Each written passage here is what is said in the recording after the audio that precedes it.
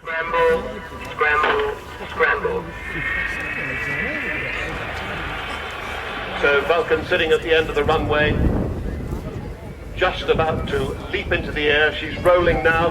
Listen out for the extraordinary sound of the howl of the Bristol Olympus engines.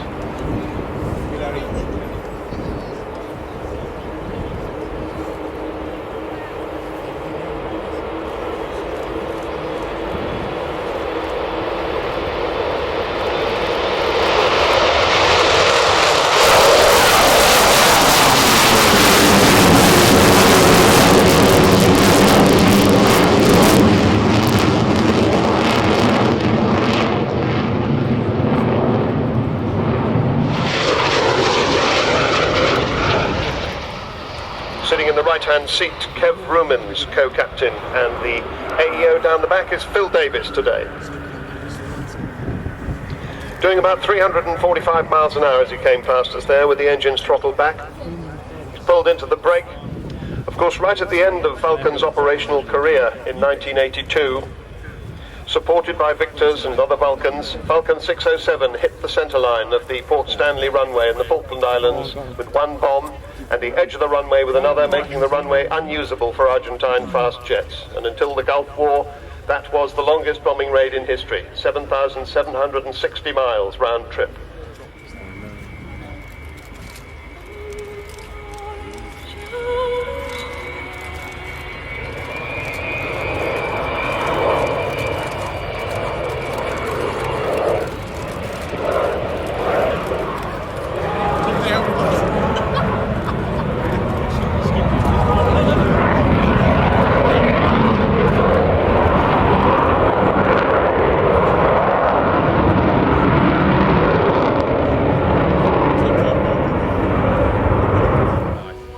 As she turns back towards us, they'll be selecting the bomb doors open, so as she flies by next time, we shall see the enormous, capacious bomb bay, the bomb bay that carried 21,000 pounds of bombs, 21 separate 1,000-pound bombs, all the way to the Falkland Islands. That's 7,760 miles round trip. I would have just not enough Falklands.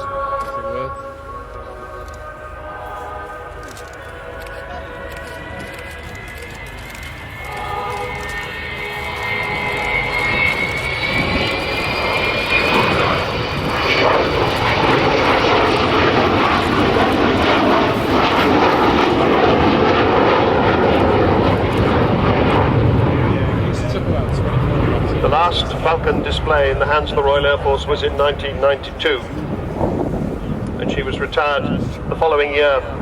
And nobody, British people, have raised £8 million to keep this aircraft flying. Here she is with the bomb doors closing as she comes past again.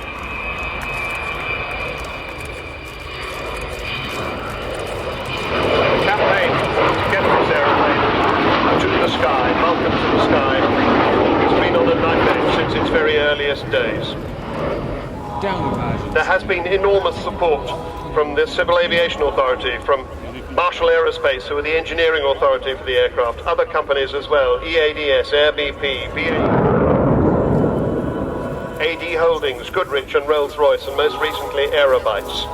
And throughout it all, C. Walton Limited at Bruntingthorpe.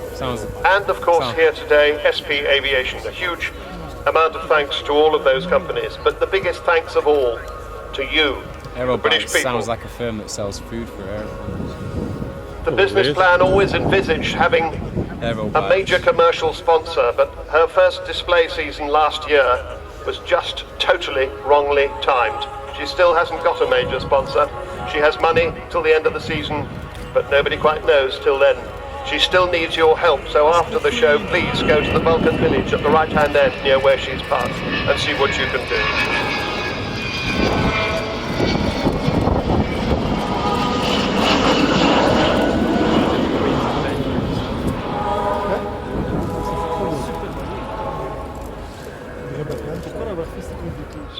But she inspires the future because this is absolutely classic British engineering and aviation expertise. And for something as beautiful as this,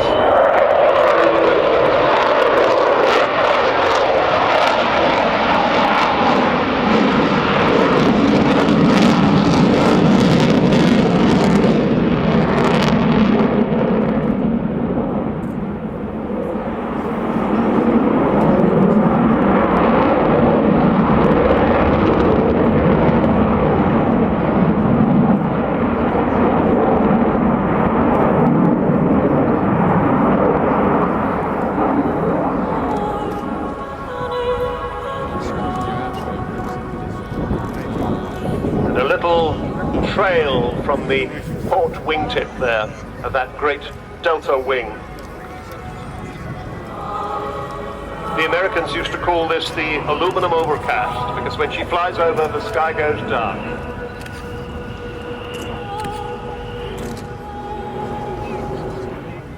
And if you've got binoculars on her, you'll shortly see the wheels.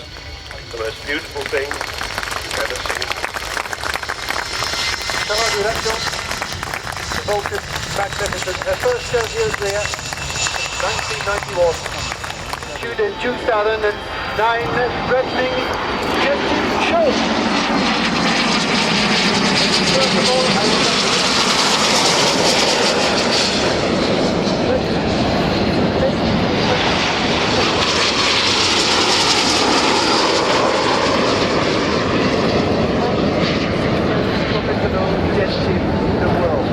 and as you can see, the formation is made of